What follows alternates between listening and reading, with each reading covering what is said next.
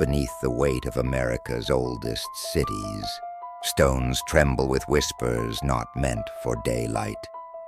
Tonight, we descend below the avenues and markets, into the silent labyrinth, carved by forgotten hands. Down here, the air carries secrets of smugglers, settlers, and the dead who never left. Join me where footsteps fade, where torches fail, and where stories rise like breath from cracks in the stone. Join the myth weaver, where forgotten stories breathe again. You descend, gently, as though lowering yourself into the lungs of the earth. Above, the city still hums, carriages once, cars now, the endless thrum of footsteps. But here, beneath, it is different. Here, silence holds its breath. The tunnels wait. They do not call, not loudly. They simply linger. They curve and twist and hide themselves like veins, pulsing with memories no one dares trace too far. Stone sweats around you, a dampness so old it clings to your skin. You can smell mildew, sharp and green, layered with the smoke of candles long extinguished. The air is heavier here, as if you are breathing someone else's sigh.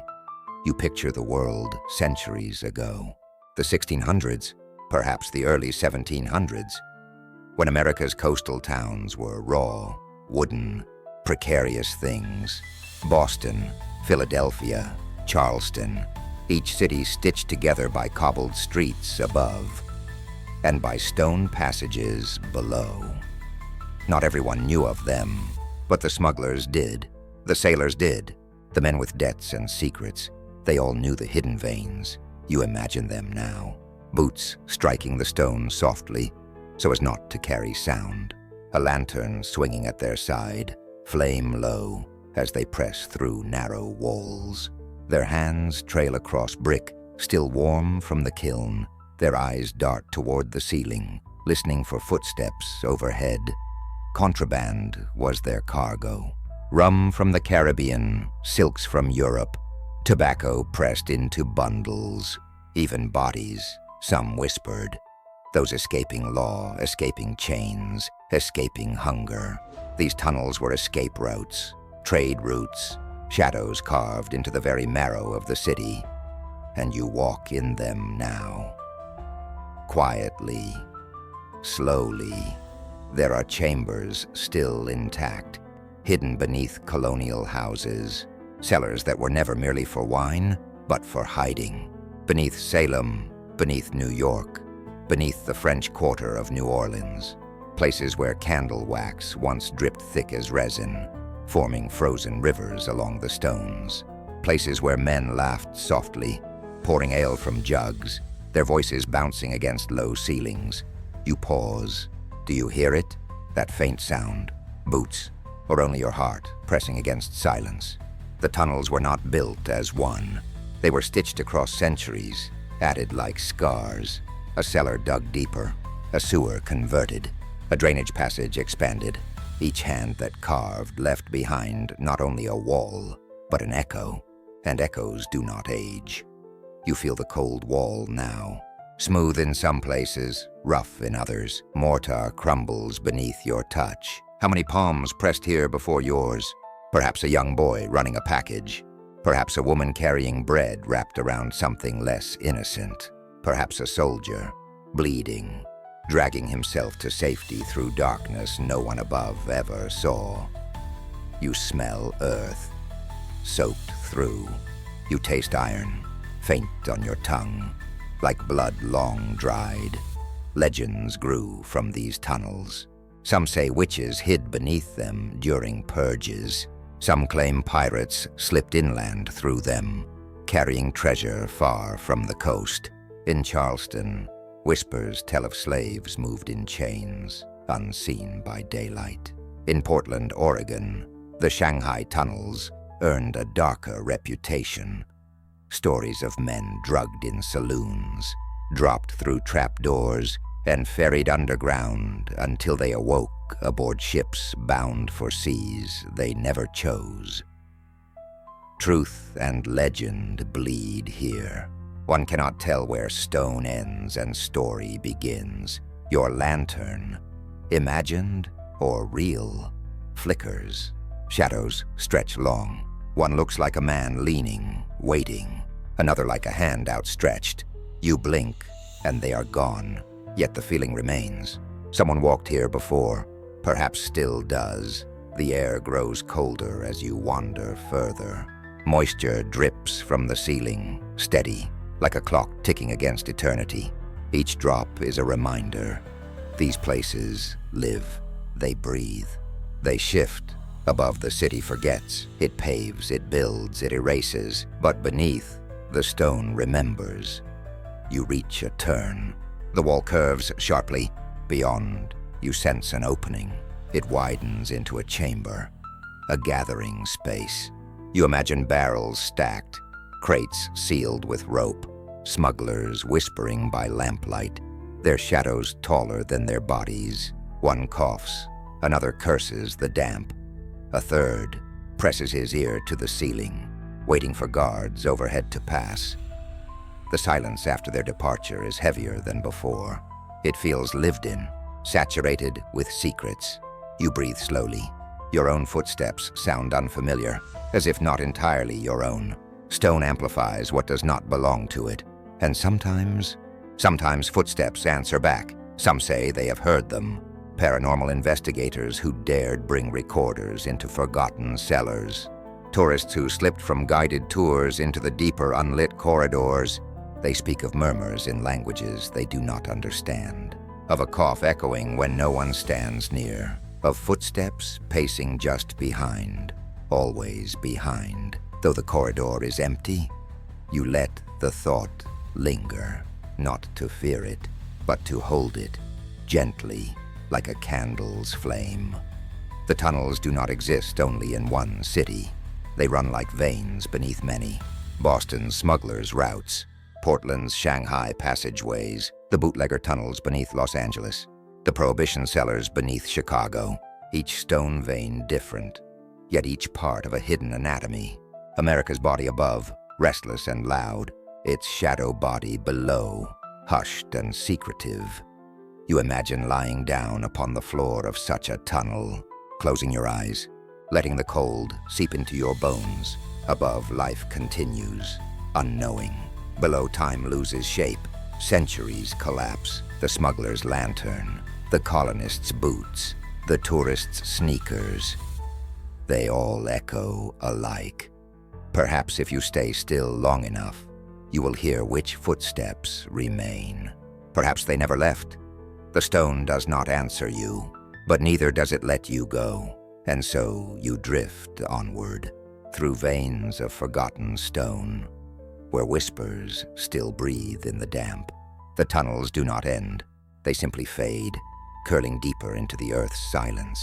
And you follow, step by step, into darkness that promises more stories waiting just ahead.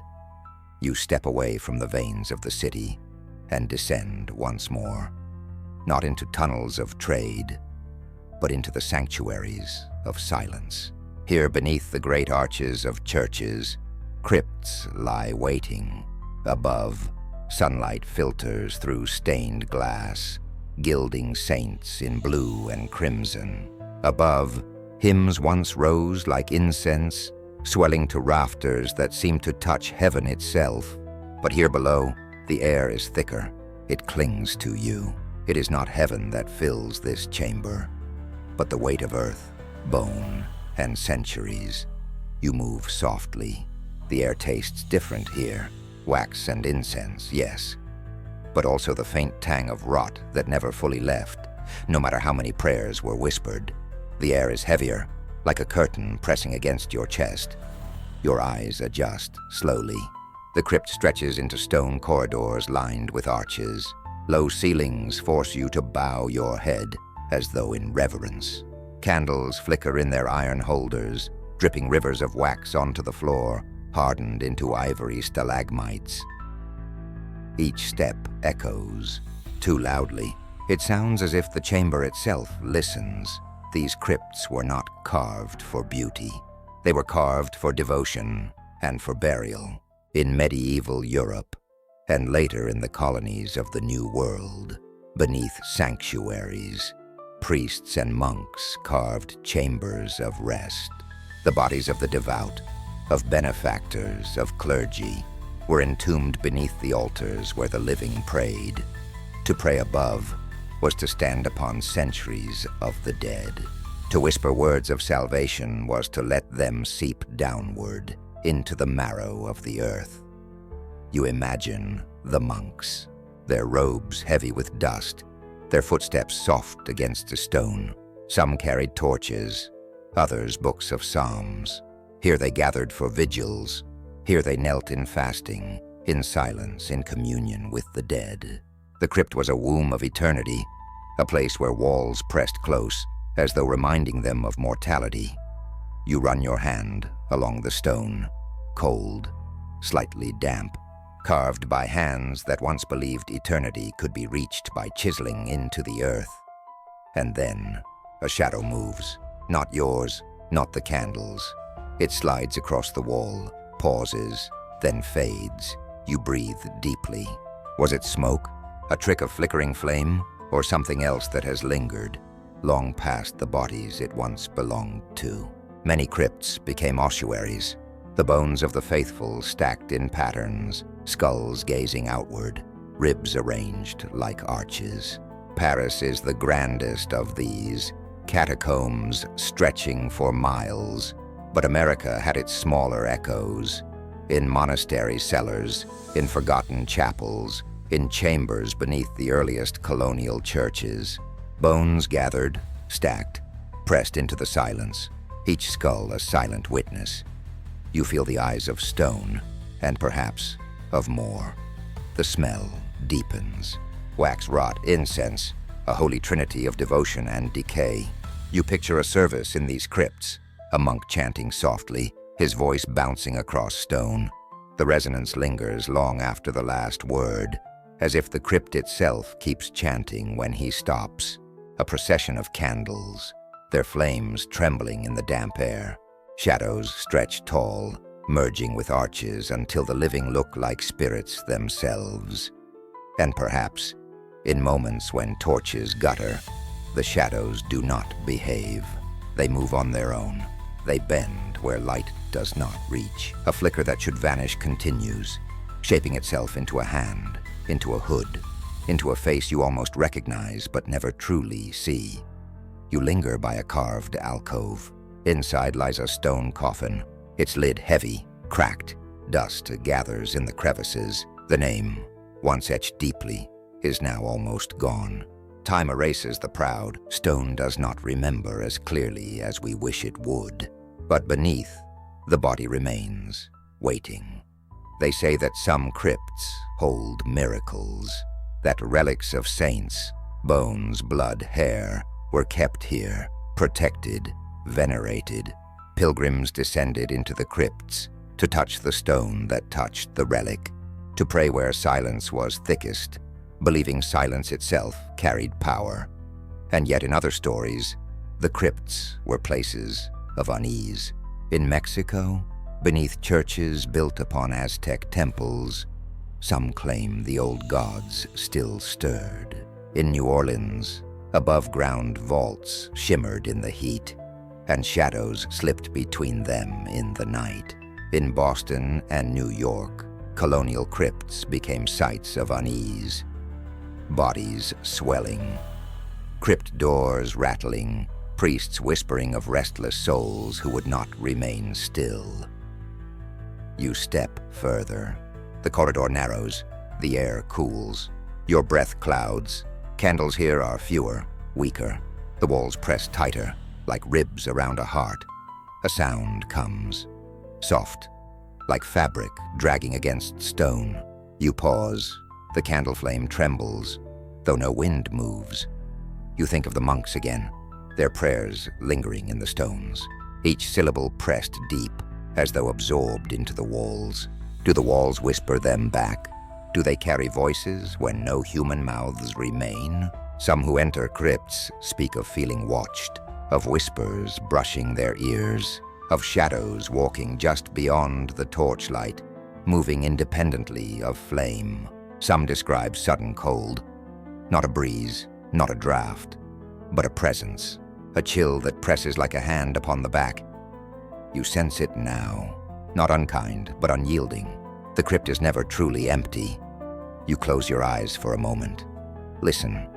You almost hear the low murmur of prayer, the shuffling of robes, the soft sigh of a congregation long gone. You open them again. The crypt is still, silent, empty, and yet not. These chambers were meant to remind the living of mortality. Memento mori, remember you will die. Every candle lit here was a small defiance, a fragile flame against endless night. Every prayer was a thread cast upward, hoping it would reach a heaven far beyond these stones. But shadows do not obey prayers. They linger, they wander, they move, even when no flame commands them. You stand a little longer, letting silence weigh upon you, letting the crypt's memory wrap itself around your breath. Above, the bells toll, faint through the floor. Time still passes, life still moves. But down here, the crypt does not age. It waits, patiently, watching. And when you leave, you wonder if you have truly left, or if some part of you remains, etched into the stone, like the shadows that move without flame. And so, you rise, slowly, carrying the scent of wax and incense with you, carrying whispers of shadows that never fade. The crypt narrows behind you, yet its silence follows, pressing close, even as another story waits just beyond the next descent. You drift once more into the underworld of the city, not the catacombs of churches, not the smuggler's veins of stone, but another kind of labyrinth, one carved not only by hands, but by necessity, by survival. You step beneath the archways of Chinatown. Above, neon glimmers now, though once it was paper lanterns swaying in the wind. Street vendors call, laughter rings, steam rises from kitchens where the scent of ginger and garlic cling to night air. But below is a different Chinatown, a secret one. You lower yourself into it slowly, down narrow steps, through hidden doors, behind a storefront that sells tea and herbs, behind a tavern crowded with smoke. And then the light changes. Lantern glow softens against brick. Coal dust lingers in the corners. The smell of rice, steaming, broth boiling, tobacco curling upward, mixes with the damp air of a cellar. It is not a single tunnel, but a network, a web of rooms and passages, some barely tall enough to stand upright, some carved wide enough for gatherings. They stretch beneath streets in San Francisco, Portland, Seattle, New York. Each city, each Chinatown, carried its own veins, its own breath beneath the stones. You walk with care. The floor crunches faintly. Ash, dust, fragments of forgotten lives. Here, refugees once huddled. They came across the ocean, chasing gold, chasing work, chased instead by exclusion and fear. In daylight, the world above often looked at them with suspicion. Down here, beneath the streets, they made another life. Families hidden, dreams whispered, meals shared in the safety of dim light. You pause at a corner where a table still stands. Its surface is worn smooth, though no one sits there now. You imagine them, a mother ladling soup into small bowls, children whispering softly, elders telling stories from provinces left far behind. Stories of ancestors, of rivers, of mountain spirits who followed them even here. The sound of chopsticks against bowls, the murmur of voices, the warmth of togetherness beneath the weight of an unwelcoming world above. But not all was family. Some rooms pulsed with the energy of gambling, dice cast across wooden boards, cards slapped down in rhythm, the laughter of winners, the low curses of losers. Coins clinked, fortunes shifted in the dark. Gambling was both a comfort and a risk, a way to forget, a way to lose everything. The underground world held both. And further still, you pass a chamber of healing. Jars of herbs line shadowed shelves. Dried roots hang from rafters. Bowls of powders and teas wait to be brewed. A healer sits, her hands gentle, her voice low. She whispers remedies in Cantonese or Twisanese, words thick with tradition. Ginseng for strength, ginger for the stomach, mugwort for cleansing. She tends not only bodies, but spirits. For sickness was believed to cling not just to the flesh, but to the breath, the balance of life itself. You lean closer, and though the healer has long gone, you swear you hear her whisper still. The tunnels of Chinatown were layered with contradictions. They were places of survival, where those excluded from the streets above built their own safety. Yet they were also places of fear. Police raided, rumors spread. Politicians painted them as dens of vice, of opium and danger, twisting stories until the underground world became myth and menace in the imagination of those who never walked its halls. And myths cling. They say that in San Francisco, when fires swept the city, screams rose not only from the streets, but from beneath, that some could not escape the labyrinth, that some voices never found air again. In Portland, tales whisper of figures seen moving in locked tunnels, shadows pacing as if late for a meeting that ended long ago. You pause at the mouth of one such corridor. Darkness stretches ahead, too deep for your lantern. You listen, and there, faint, almost inaudible, the sound of voices, a language not fully caught, as if carried through stone. You know it cannot be, and yet, the labyrinth breathes with memory. Every lantern, every candle that once burned here, has left behind a trace. Smoke has written itself on the walls. Heat has pressed into stone. Laughter, weeping, whispers, all stitched into the silence. You pass through another room, this one larger. Crates, once stacked here, carrying goods forbidden above. Silk, tea, opium, contraband slipped through these tunnels to feed the hungers of the city. Men in long coats stood watch, their ears tuned to the sound of boots overhead. The tunnel was safety, but also danger. It was profit, but also risk. And perhaps this is why the voices linger, because what was hidden was never truly settled. Every gamble, every prayer, every cure, every risk carved its own echo. You stop again. The lantern flickers. Shadows move across the wall, though nothing passes between flame and stone. They shift like figures bending, speaking, leaning close.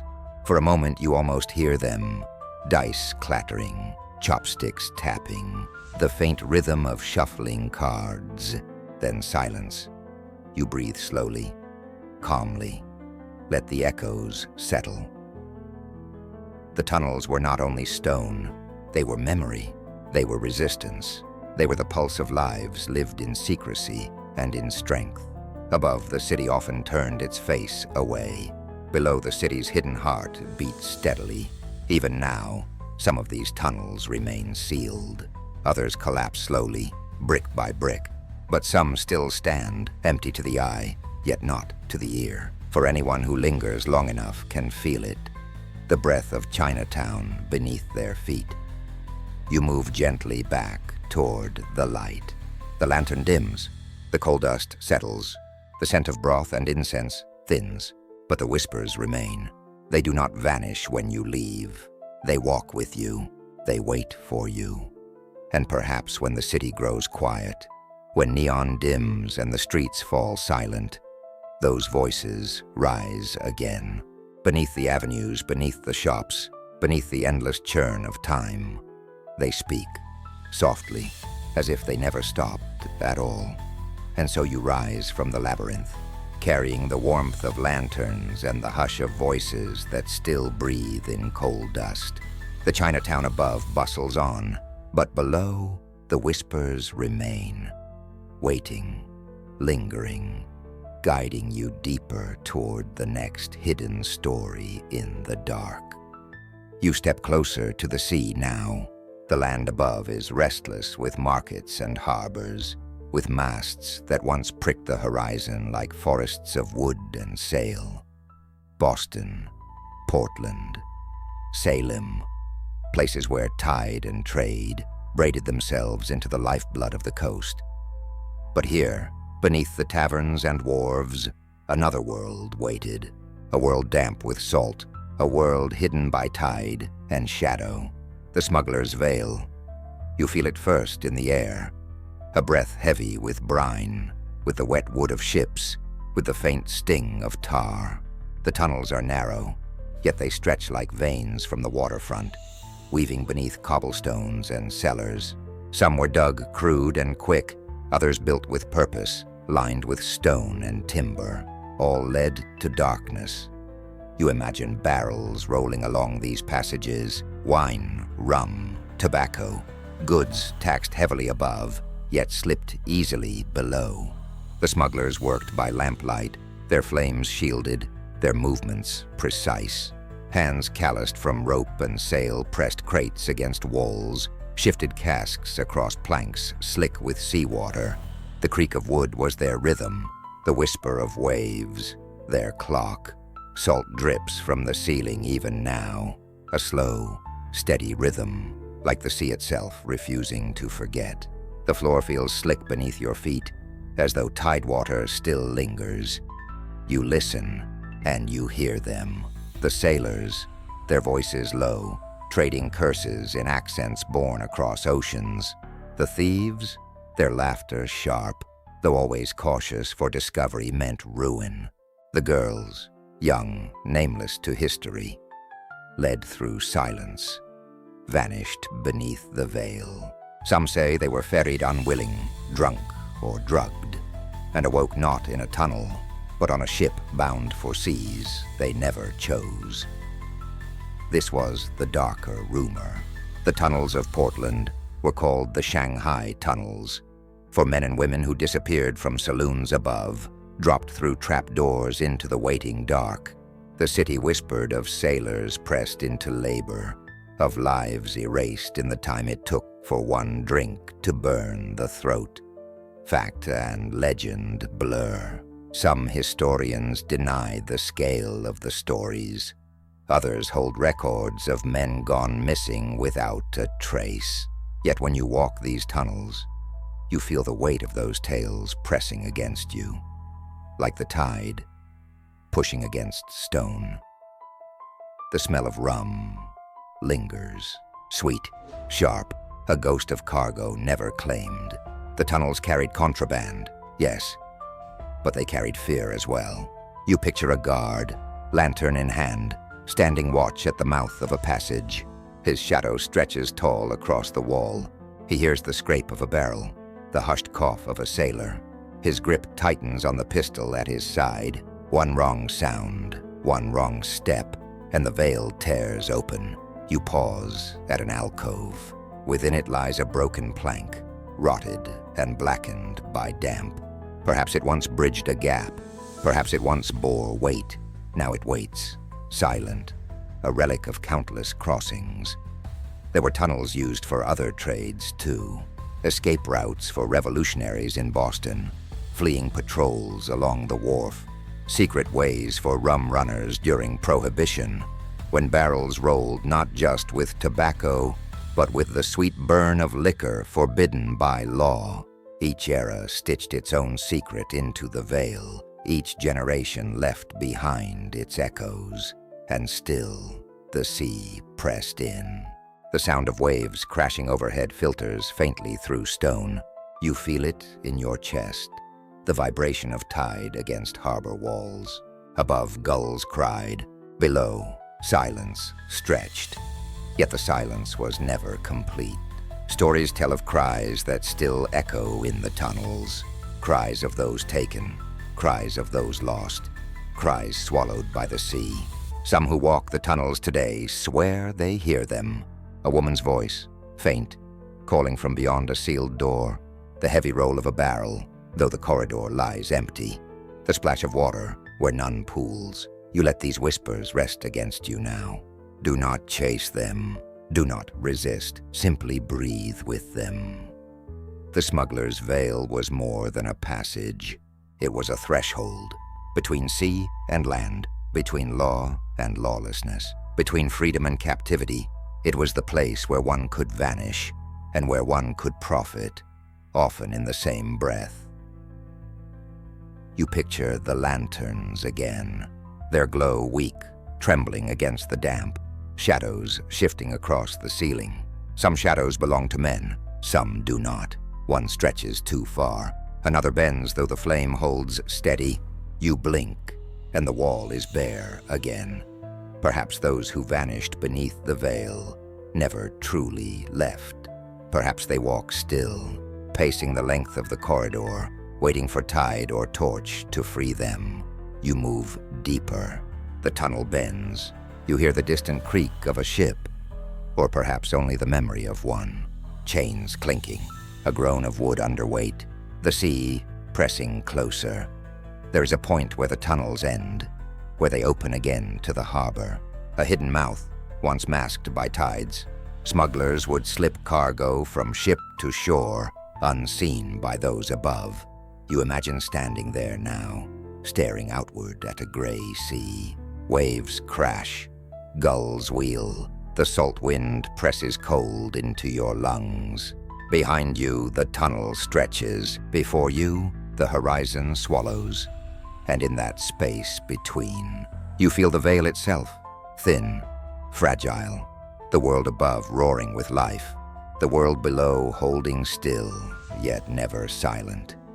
You step back into the darkness. You hear water drip. You hear a faint cry, perhaps gull, perhaps something else. The tunnels keep their secrets. The smugglers are gone, the barrels emptied, the thieves scattered to dust. But their veil remains, stitched of stone and tide, waiting, watching. The sea never forgets, and neither do the tunnels, and so you leave the damp corridors.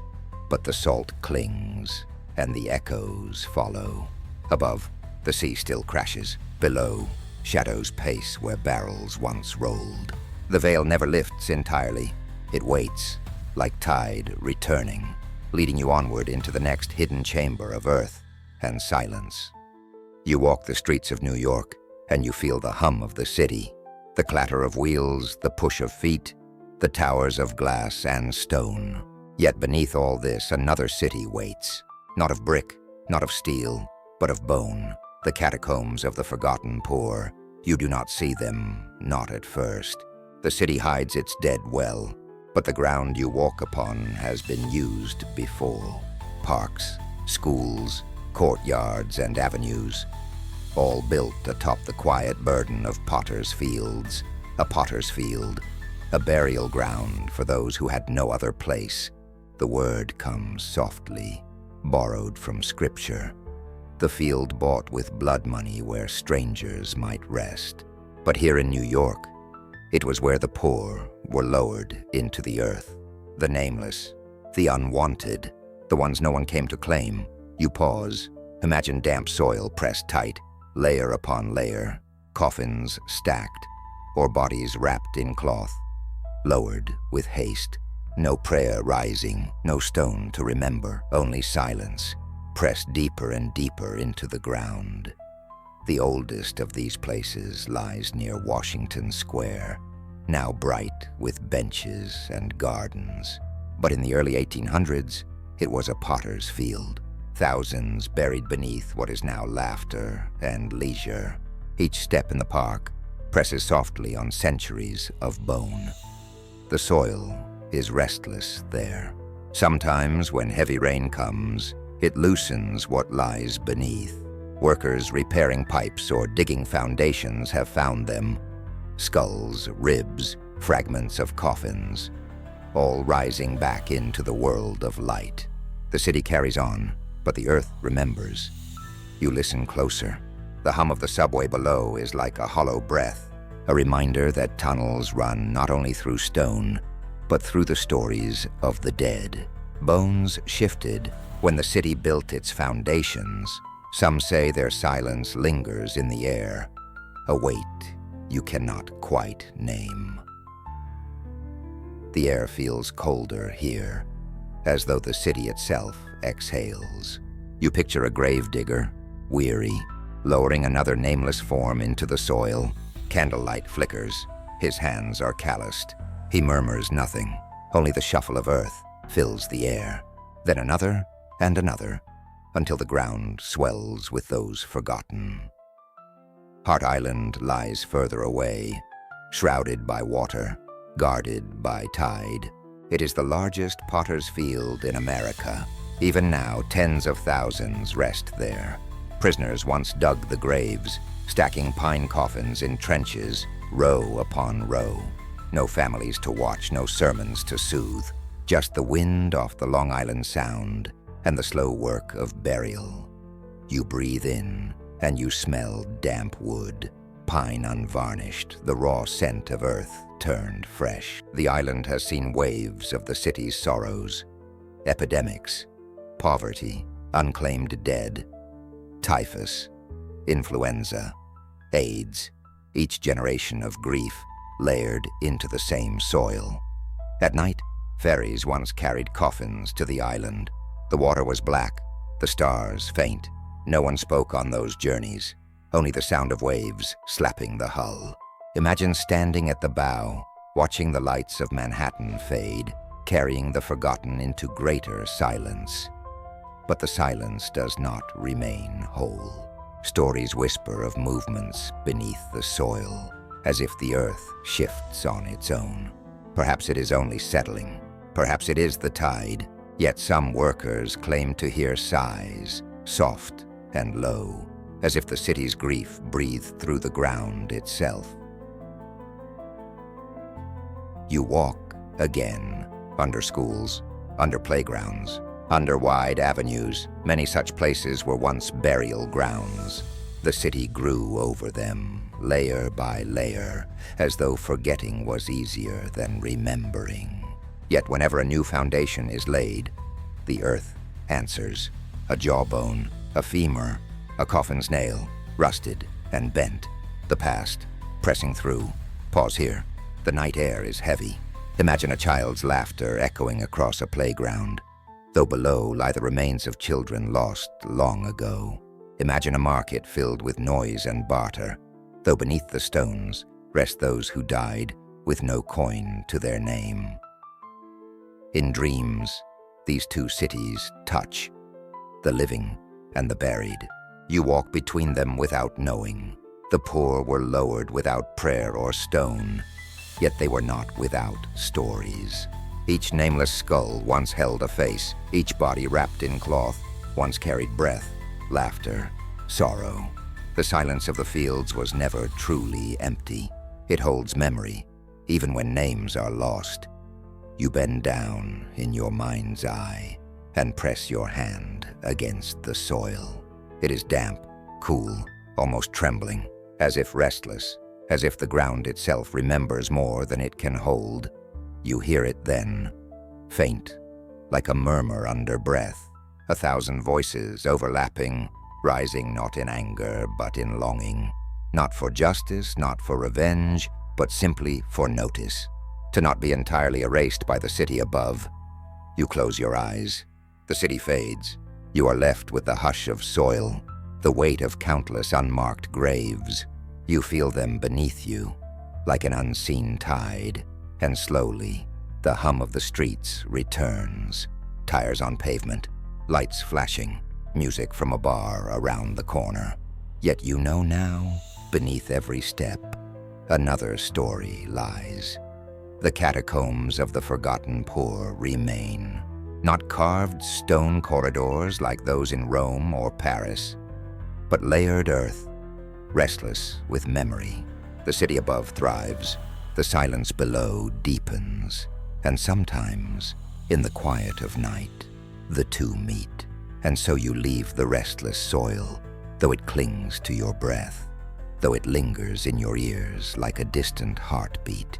The city hums above, but the catacombs stir below, unfinished, unquiet.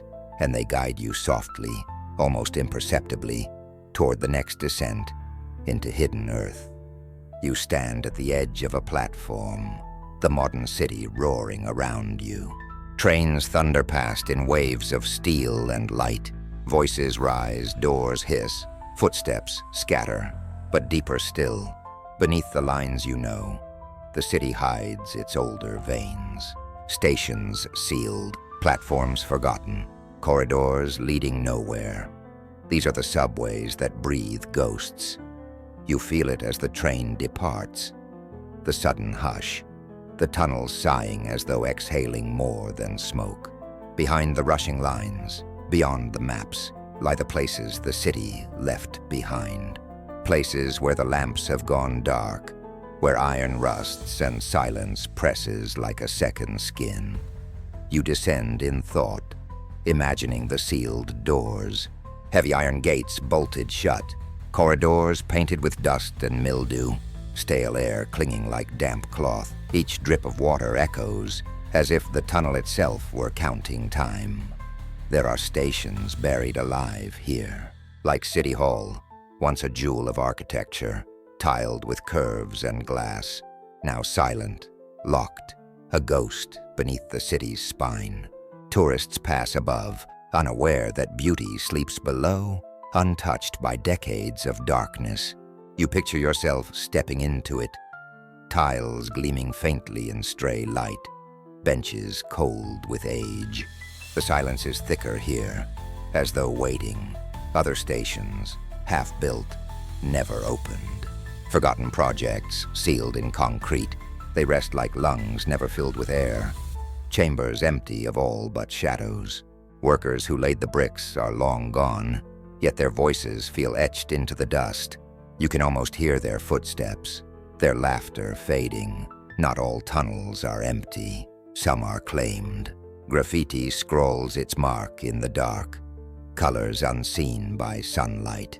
Candle wax pools on cracked stone, signs of rituals or gatherings you will never fully know. Echoes of music drift in fragments.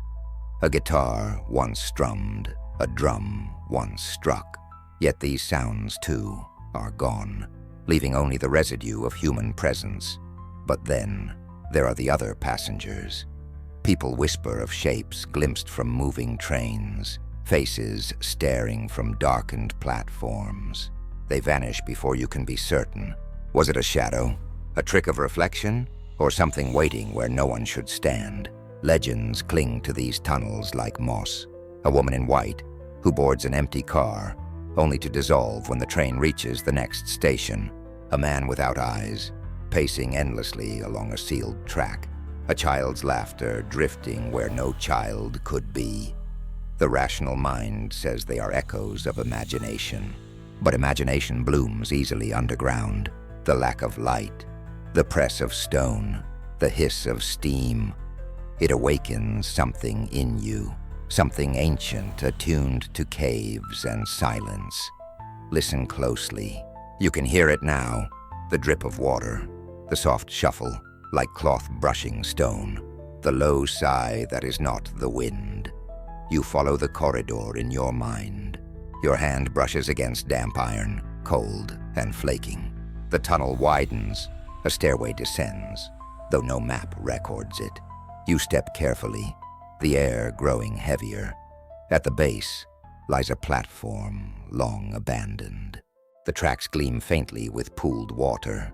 On the wall, candles once burned, melted wax like frozen rivers. Someone was here, perhaps recently. The silence swells around you, thick, suffocating, and then a whisper. It might only be air. It might only be the settling of the tunnel, but it carries the cadence of words. A sentence you almost understand. You hold your breath, waiting. It comes again, softer now, further away. The city lives above, bright and frantic. Yet here, time slows. The air holds memory longer. It refuses to let go. You think of all the passengers who once stood here. Workers weary from long days, lovers clasping hands, children clinging to mothers. Their footsteps once filled this place, and when the trains left them behind, perhaps part of them stayed. Rust creeps along the rails like veins. Stone sweats, shadows ripple as if moved by unseen figures. You look again toward the tunnel's throat, and for a heartbeat, you are certain something stands there, watching. Your pulse quickens, but the silence remains unbroken. Not all the passengers were human.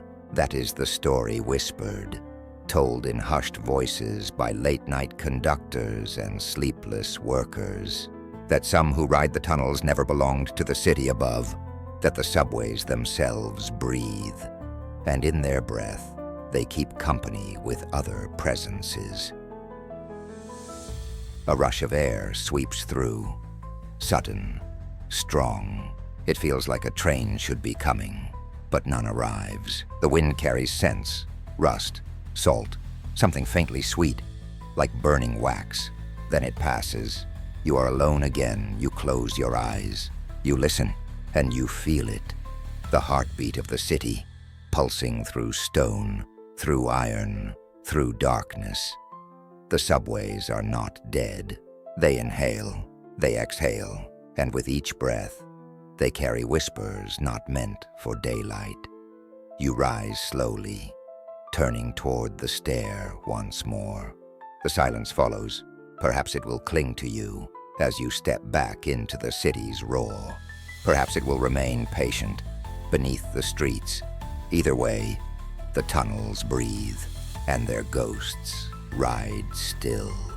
The hum of the living trains fades, leaving only the imagined sway of unseen passengers and the press of shadows that breathe in rhythm with the stone. You step back toward light, but the air of the tunnels clings, unfinished, waiting, guiding you softly into the next descent below. You sit in a tavern of long ago. The room is warm, thick with smoke, voices raised in cheer. Tankards clink, laughter spills. The fire burns bright in its hearth. But beneath the music and the comfort lies another truth. A door, not the one to the street, not the one to the stable. A hidden door, sunk into the floorboards, worn smooth by centuries of boots. The tavern's hidden door. You imagine the scent here. Alley soured with mold, wood soaked with spillage. Underneath it, faint and persistent, the musk of damp earth, the kind of smell that clings even when the floor is scrubbed. Because the tavern is not only a tavern, it is a threshold. The innkeepers knew it. Some encouraged it, some denied it. But when the right patron knocked in the right rhythm, the trap door creaked open. The stair beyond swallowed the sound of revelry. The corridor below stretched into blackness. You picture it now. Narrow walls, stone sweating in the dark, timber supports slick with age. Lantern light quivers, but never seems to reach the end. The voices above grow muffled, as though the tavern itself has sealed you off. Many reasons drew people down. Taxmen prowled, lawmen hunted, soldiers searched, and so the trapdoor was salvation. A fugitive could vanish here, slipping under the hearth's shadow, safe from prying eyes. But not all who went below were fleeing. Some sought profit. Contraband moved through these corridors, bottles of liquor, crates of tobacco, casks of rum, rolled through darkness, exchanged with whispered bargains. The tavern's laughter above disguised the flow of trade below, and yet not all commerce was of the living kind. Stories tell of deals made in silence, where two entered the tunnel, but only one returned. A shadow stood waiting, some claimed. Others spoke of voices echoing from further in, guiding wanderers deeper until the way back was lost. You lean closer in thought, listening. The tavern above still hums, chairs scraping, mugs striking wood. But down here the silence is heavier. It presses, it waits. Only the faint drip of water breaks the air, like a clock keeping time in the dark. Imagine the drinkers who sat at their mugs while a friend descended. They waited, they laughed, But the minutes stretched, and when the trapdoor opened again, it was empty. Only the lantern left burning, flame flickering with no hand to shield it. And yet their mugs on the table remained filled, foam slowly fading, the drink never touched again. The hidden corridors still exist in fragments, some bricked shut, some collapsed, some still threaded under modern streets, in Salem, in Boston, in New York. Wherein stood, secrets often followed. Excavations reveal them. Timbers rotting, stone walls leaning, air stale as though held since another century. Workers step into them only briefly, the air too close, too heavy. They say it feels like walking into another body's breath. And in dreams, you can still wander there. The corridor bends. A lantern swings on a rusted hook. Its flame trembles, casting long shadows. One shadow does not move as it should. It lingers at the edge of vision, patient, waiting. You take another step, and the sound of your boots seems to multiply, as though more feet walk beside you. The tavern was a refuge, yes, but it was also a lure. To go down was to trust the dark, to gamble that you could find the other end. Many never did. Some were said to fall into deeper passages, older than the tavern itself, perhaps older than the town. There are stories of taverns built atop burial grounds, where trapdoors opened into chambers that were not carved by human hands. Rough stone, bones pressed into the walls. Patrons spoke of strange drafts, the smell of decay where no air should move. And when they climbed back into the light, they swore they were not alone. The mugs remained. The ale soured. The tavern laughed again, yet beneath it, silence multiplied. You reach out in thought, fingers brushing rough wood, the edge of the trapdoor. You can almost hear it creak as it opens. The breath of the tunnel rises, cold, damp, carrying whispers of mold and smoke. For a moment you hesitate. The fire behind you crackles. Safety is close, but the dark beckons. You descend, one step, then another. The light above narrows, shrinking to a small square of gold. Then it is gone. Only the tunnel remains. You breathe slowly, but the air feels thick, almost wet. Your footfalls echo too far, as though the corridor is longer than it should be. And in the stillness, you sense them. The ones who walked here before. Their footsteps not erased, only absorbed. Their whispers not lost, only hushed. You move deeper. A door appears in the wall, unmarked, slightly ajar. You hear nothing from within. Do you open it? The tavern waits above, but the hidden door has led you here, and perhaps it has always led here. The mugs on the tables remain filled. The fire still burns, but some who descended never returned to taste their drink again. Perhaps you have joined them. The tavern's laughter fades, but the scent of ale and mold clings as you move further from the firelight. The hidden door remains behind you, yet it does not promise a way back. Only silence and corridors that stretch on, unfinished, into the next shadowed descent. You walk the polished floors of Washington, where marble columns gleam and chandeliers throw steady light. The Capitol rises above you, a monument of order, power, permanence. Yet you know that what is seen is never the whole story. Beneath the stone and ceremony, another world waits. The echoes beneath the Capitol. The air grows cooler as you descend in thought, the light dimming, the steps narrowing.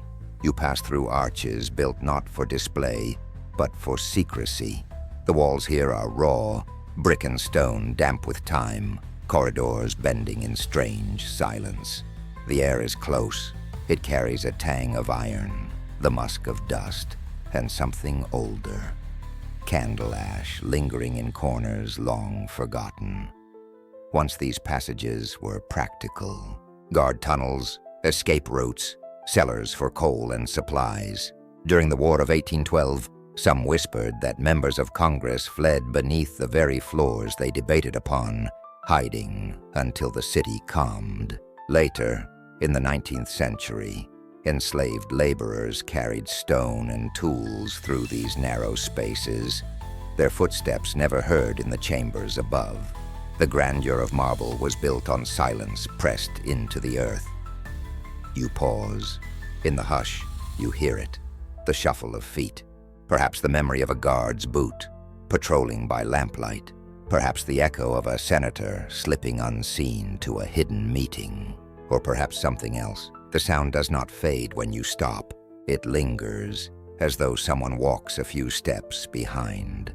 Legends speak of rooms walled away, chambers that never appeared on official maps.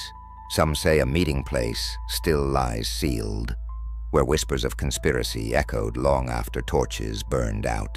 Others imagine vaults where records were hidden, names erased, histories buried. The Capitol above shines with openness, but the corridors below carry the scent of secrecy. Graffiti marks some walls, initials carved in haste, numbers scrawled in chalk, symbols left like offerings. Candle wax drips hardened long ago, now like stalactites clinging to stone. Who lit them? Who prayed in silence while the city above debated loudly? You imagine a guard kneeling, whispering a private plea. You imagine a politician swearing an oath that never touched daylight. The echoes here are heavy. They cling to the ear, repeating phrases you cannot quite grasp. At times it sounds like debate, words rising and falling in rhythm, as though invisible chambers still hold their endless arguments. At other times, it is softer, the hush of a single voice moving closer, though no figure appears. The tunnels carry more than politics. They carry ghosts of every kind: builders, laborers, watchmen, servants who vanished into records unnamed, children of slaves, born and buried within earshot of the very heart of government. Their presence is not written in marble, but the earth remembers. The silence here holds them still. You step deeper. The brick arches curve overhead. Your hand brushes stone, rough and cold. The corridor widens into a small chamber. A table remains, splintered, its surface scarred by knives or coins. Empty chairs surround it, dust thick upon their backs. Once, men leaned close here, speaking in whispers. The echoes of their words still vibrate faintly, though the meaning is lost. In the distance, a door slams, not in anger, but in inevitability. The air shivers with its sound. You turn, but the corridor is empty. Only your breath moves, fogging faint in the chill. You remember the stories told by night guards, strange lights flickering where no lamps burn, the sound of quills scratching though no desk is near, footsteps pacing the length of a hall, but when followed, the hall is bare. Some guards refuse certain routes after midnight. They say the tunnels feel too alive, as though breathing with unseen lungs, and perhaps they are. The Capitol above was built to embody permanence, yet the earth shifts, stones settle, time intrudes. These tunnels are more fragile. They remember what the marble forgets. They breathe what the records erase. Whose voices walk these halls at night? Some say it is the restless founders, unwilling to leave their unfinished debates. Others claim it is the silenced, those who built, who served, who were never given a seat in the chambers above. And perhaps both are true. You stand still, listening. The echoes wrap around you like a cloak. One moment it is the sound of boots striking stone. The next, the faint hush of a sigh. And then, your own name, spoken in a voice you do not know. The corridors stretch on, endless. Each turn feels familiar, though you have never walked here before. That is the power of echoes. They make the unknown feel remembered. You wonder if the tunnels end, or if they fold upon themselves, carrying you in circles until you forget where you began. Perhaps that is their true purpose. Not escape, but entrapment. Not secrecy, but memory. Above the Capitol gleams, speeches echo, laws are passed. Below, whispers remain unfinished, and in the night, the echoes rise to walk the halls once more. You turn toward the faint glow ahead, unsure whether it is lamplight or memory. The footsteps follow, steady, patient, blending with your own until you no longer know which belong to you. The marble above rests, but the earth below breathes, guiding you onward, unresolved, into the next chamber of shadows. The earth holds its breath. Beneath cities, farms, and mountains, a web of passageways stretches like veins through stone. Some were carved by hand, some by water, some by fire, long before history could write their names. And yet, when you step inside, they feel as though they belong to something alive. As if you have not entered the ground, but been swallowed by it. The labyrinth, endless, unseen, and patient. From New York's buried tracks to Portland's smugglers' runs. From Washington's hidden halls to the vaults below forgotten churches, all these tunnels seem to lean toward one another, like branches of a tree whose roots twist deeper than any map dares. Wanderers draw their lines, try to pin them to paper, but the maps slip out of certainty. Dimensions bend, distances lie. You enter. The stone here is slick. Cold beads of moisture collect, then slide down the walls like sweat from a fevered skin. The air has no season. It is neither warm nor cool, but heavy, pressing against your chest with the density of ages. Each breath feels borrowed. Each sound you make becomes a debt to silence, repaid at once. You walk. The path forks, then forks again. Old explorers spoke of tunnels linking entire regions, whispers of routes that could carry a fugitive from one city to another without a single footprint above ground. Sailors claimed smugglers could vanish inland for miles before surfacing again. Immigrants traded stories of catacombs that bent into sanctuaries, where exiles prayed unseen. And in every tale, there was always a warning. Do not lose count of your turns, because the labyrinth does not give back what it takes. Your hand grazes the wall. Stone crumbles like ash against your skin. Marks scratch its surface. Arrows, circles, initials, desperate lines left by those who tried to measure their path. They do not comfort you. They seem too many, layered upon one another, crowding as if hundreds once walked the same corridor, none ever finding the end. Your lantern flickers. Some say time folds downward here. Days vanish in an hour, or a single night stretches into years. A miner once entered and returned old, his hair white, though his watch still ticked the same second he began. Another stepped inside and emerged unchanged. But the world above had moved on without him. Decades passed. The labyrinth does not agree with clocks. It bends its own calendar.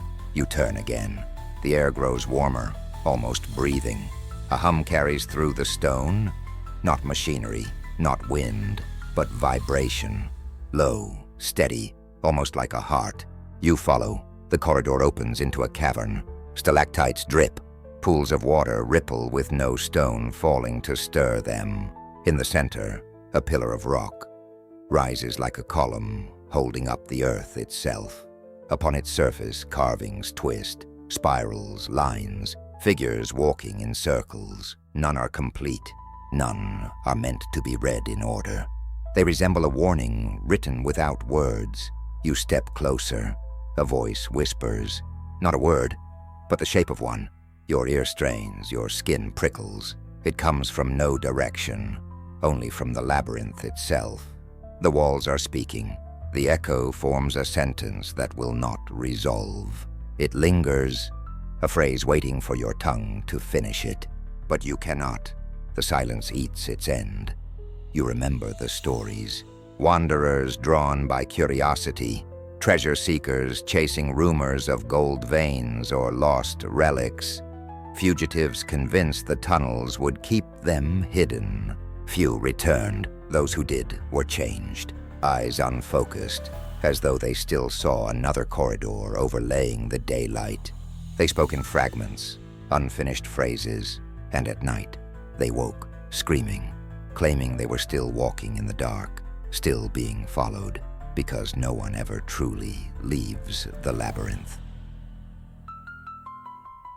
You press forward. The passage narrows until stone brushes both shoulders. Then it widens into another fork, and another, and another. Your steps grow uncertain. You try to mark the wall, but the stone crumbles, swallowing your sign into dust. Behind you, the air stirs. A figure? You turn. The corridor is empty, yet the impression remains. A shadow just withdrawn, a heel just lifted. Your pulse quickens. You begin to walk faster, though your path twists. The silence does not comfort now. It presses, weight heavy upon your ears. And then faintly, you hear it.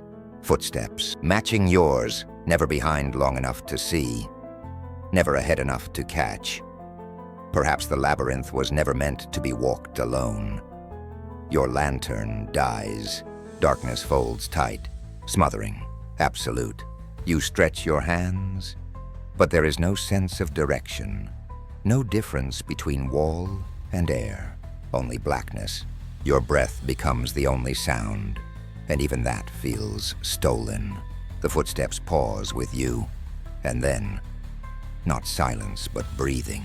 Not yours, close, steady, patient. You run. The corridors bend, spiral, descend.